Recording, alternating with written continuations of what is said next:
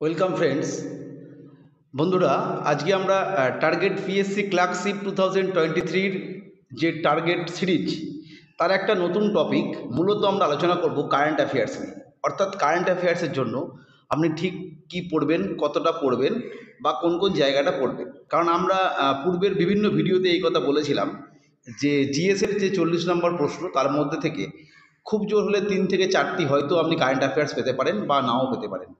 ফলে এই 3টে বা 4টি কারেন্ট অ্যাফেয়ার্সের জন্য আপনাকে সেই 1 বছরের সমস্ত ডিটেলস পড়ে মুখস্থ করে রাখার কোনো যুক্তি নেই।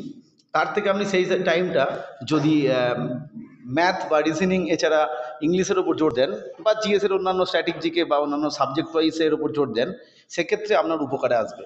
ফলে আমি বলেছিলাম যে যে কটা জায়গা পড়তেই হবে বা পড়লে মনে থাকবে বা যে জায়গাগুলো থেকে প্রশ্ন আসার সম্ভাবনা বেশি এবং মুখস্থ করতেও সোজা, সেই জায়গাগুলোর কথা আমরা আজকে আলোচনা করব। তাই প্রথমেই প্রত্যেককে আমাদের এডুকেশন চ্যানেল শতবিষয় এডুকেশন ওয়েলকাম জানাচ্ছি এবং রিকোয়েস্ট করে রাখছি আমাদের চ্যানেলের ভিডিওগুলো আপনাদের কাছে সহজে পেতে অবশ্যই চ্যানেলটিকে সাবস্ক্রাইব করে রাখবেন। আর আজকের ভিডিও যদি ভালো লাগে লাইক করবেন। এরপরে যেটা আমরা দেখব যে কোন কোন টপিকগুলো পড়া অত্যন্ত জরুরি। আমরা 1 নম্বর যেটা পড়বো, মানে পড়তেই হবে, সেটা যে বর্তমান পদাধিকারী। এই বিষয়গুলো আমরা ইকোনমি, পলিটি বা হিস্ট্রির বিভিন্ন জায়গা পড়ার সময় পেয়ে থাকি। ফলে এগুলো আমাদের মনে রাখতেও সুবিধা, আর এগুলো থেকে প্রশ্ন স্ট্যাটিক জিকে হিসাবেও হতে পারে। আপনি কি কি মুখস্থ করবেন? বর্তমান যারা পদে আছেন, সেটা হচ্ছে বর্তমানে যে ইসিআই আছেন অর্থাৎ ইলেকশন কমিশন অফ ইন্ডিয়া, তার নামটা মুখস্থ করে নেবেন। বর্তমানে যিনি ফাইন্যান্স কমিশনের চেয়ারম্যান আছেন তার নাম মুখস্থ করবেন। আরবিআই যিনি গভর্নর আছেন তার নাম মুখস্থ করবেন। এছাড়া সুপ্রিম কোর্ট এবং হাইকোর্টের যারা চিফ জাস্টিস রয়েছেন যারা, তাদের নাম মুখস্থ করবেন। এছাড়া অ্যাটর্নি জেনারেল কে রয়েছেন, এছাড়া ডিআরডিও, ইসরো চেয়ারম্যান কারা রয়েছেন তাদের নাম মুখস্থ রাখবেন। এছাড়া বর্তমানে যিনি পিএম বা সিএম রয়েছেন, সিএম মানে আমাদের স্টেটের ক্ষেত্রে বা ইম্পর্টেন্ট কিছু স্টেটের, মানে যে সমস্ত স্টেটগুলো বর্তমানে নিউজে রয়েছে সেই সমস্ত স্টেটের যে সিএম কারা রয়েছেন তাদের নাম। প্রেসিডেন্টের নাম অবশ্যই এটা আমরা প্রত্যেকেই জানি। গভর্নর, অবশ্যই গভর্নর বলতে ওয়েস্ট বেঙ্গলের গভর্নর এবং যে সমস্ত স্টেটগুলো বর্তমানে বিভিন্ন কারণে নিউজে রয়েছে তাদের গভর্নর। বর্তমানে যিনি সিডিএস রয়েছেন, চিফ ডিফেন্স স্টাফ যিনি। এছাড়া ডিফেন্সের যে 3টে সেক্টর রয়েছে অর্থাৎ এয়ার মার্শাল, এয়ারফোর্স এবং নেভি, তাদের যে হেড রয়েছেন সেখান থেকেও প্রশ্ন আসতে পারে, সেই 3জনের নাম মনে রাখতে হবে। এছাড়া লোকসভা এবং বিধানসভা, লোকসভা এবং বিধানসভা বলতে বোঝানো হয়েছে লোকসভা বা বিধানসভার যিনি স্পিকার, ডেপুটি স্পিকার, বিরোধী দলনেতা, এবং রাজ্যসভার ক্ষেত্রে আপনি মুখস্থ করতে পারেন রাজ্যসভার ভাইস চেয়ারম্যান এবং চেয়ারম্যান। অবশ্যই চেয়ারম্যান আমরা জানি যে ভাইস প্রেসিডেন্ট যিনি হন তিনিই হন, যাই হোক। এছাড়া স্টেট এবং ইউনিয়নের ইম্পর্টেন্ট কিছু মিনিস্টারের নাম মনে রাখবেন, যেগুলো আমরা বিভিন্ন পড়ার সময় পেয়েই থাকি। কারণ এইগুলো পড়লে আপনাদের কি হবে, মনে রাখতেও সুবিধা হবে এবং খুব সহজে আপনি গুগলে সার্চ করে পেয়ে যাবেন। ফলে আপনাকে সময়ও খুব নষ্ট করতে হবে না। নেক্সট যে জায়গাটা আমরা পড়বো, অ্যাওয়ার্ড। বিভিন্ন যে অ্যাওয়ার্ড আছে পরপর আপনি খাতায় লিখে রাখবেন, চাইলে আমাদের এই যে দেখাচ্ছি স্ক্রিনে সেটা স্ক্রিনশটও নিয়ে নিতে পারেন। 1 নম্বর হচ্ছে পদ্ম অ্যাওয়ার্ড, অর্থাৎ একদম ভারতরত্ন থেকে শুরু করে পদ্মভূষণ, পদ্মবিভূষণ এবং পদ্মশ্রী, এই 4টি অ্যাওয়ার্ডে আপনাকে মনে রাখতে হবে। অর্থাৎ পশ্চিমবঙ্গের কেউ পেয়ে থাকলে তার নাম কি, কজন পেয়েছেন, এই ব্যাপারটা। আর স্ট্যাটিক জিকের ক্ষেত্রে আমি বলেছিলাম এই পদ্ম অ্যাওয়ার্ড থেকে বারবার প্রশ্ন আসে যে কোনটা দ্বিতীয় সর্বোচ্চ সম্মান, কোনটা প্রথম সর্বোচ্চ সম্মান, এরম আসে। নেক্সট নোবেল, যেটা নোবেল অবশ্যই 2023-এর ক্ষেত্রে পড়বেন। অ্যাবেল অ্যাওয়ার্ড যেটা, এটাও পড়ে রাখবেন। প্রিৎজার প্রাইজ যেটা, সেটাও পড়বেন। পুলিৎজার প্রাইজ পড়বেন, প্রিৎজার এবং পুলিৎজার একই নয়। এছাড়া আমি একটু আগে বললাম ভারতরত্ন অ্যাওয়ার্ড, ভ্যাস সম্মান, জ্ঞানপীঠ অ্যাওয়ার্ড, সাহিত্য একাডেমি অ্যাওয়ার্ড, এই কটা অ্যাওয়ার্ড কিন্তু খাতায় লিখে নেবেন এবং পরপর মুখস্থ করে নেবেন। আর নেক্সট যেটা 10 নম্বরে পড়বেন, ওই যে আমরা যেটা দেখি miss world, miss universe, miss India এবং মিস আর্থ, এই যে 4টি সেক্টর রয়েছে, এদের ক্ষেত্রে কে হয়েছেন, কোন দেশের হয়েছেন, যাই হোক সেইগুলো দেখে রাখবেন, এখান থেকেও প্রশ্ন আসতে পারে এবং এগুলো মনে রাখতে সুবিধা, মুখস্থ করতেও সুবিধা, সেই জন্য আমি এগুলো লিখেছি। নেক্সট ম্যান বুকার প্রাইজ কে পেয়েছেন মুখস্থ করে নেবেন। দাদা সাহেব ফালকে অ্যাওয়ার্ড, যেটা দেখে নেবেন।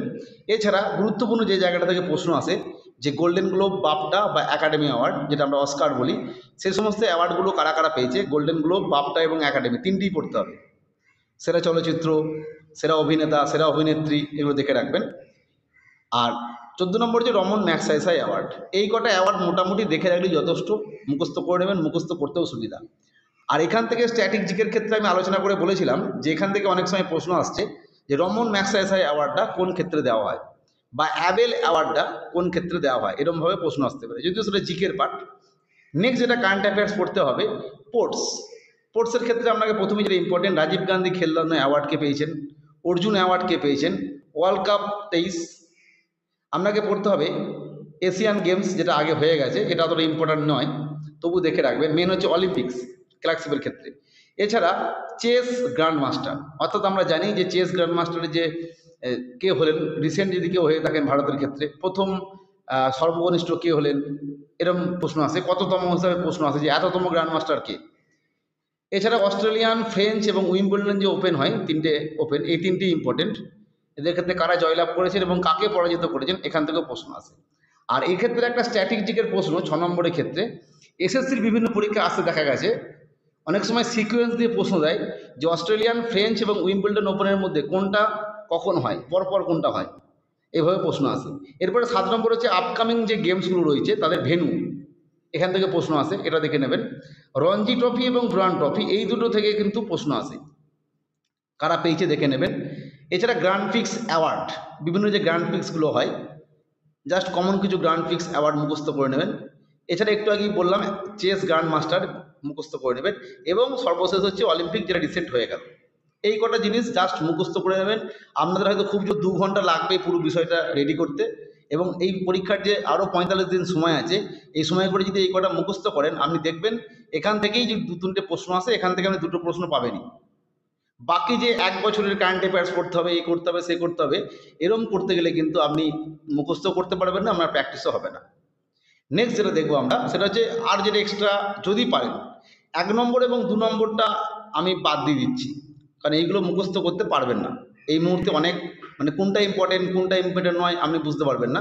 3 নম্বরটার ক্ষেত্রেও তাই, যারা পড়ে রেখেছেন এতদিন ধরে তাদের ক্ষেত্রে ঠিক আছে, যারা পড়েননি তাদের ক্ষেত্রে আমি বলবো, আপনি যদি নিজে খুঁজে বার করতে পারেন কোনগুলো ইম্পর্টেন্ট গভর্নমেন্ট স্কিম, অবশ্যই স্টেট এবং সেন্ট্রালের ক্ষেত্রে বা অন্যান্য রাজ্যের ক্ষেত্রে, সামিট কোনটা ইম্পর্টেন্ট, মিলিটারি এক্সারসাইজ কোনটা ইম্পর্টেন্ট, তাহলে অবশ্যই মুখস্থ করে নেবেন, আর না হলে মুখস্থ করার দরকার নেই।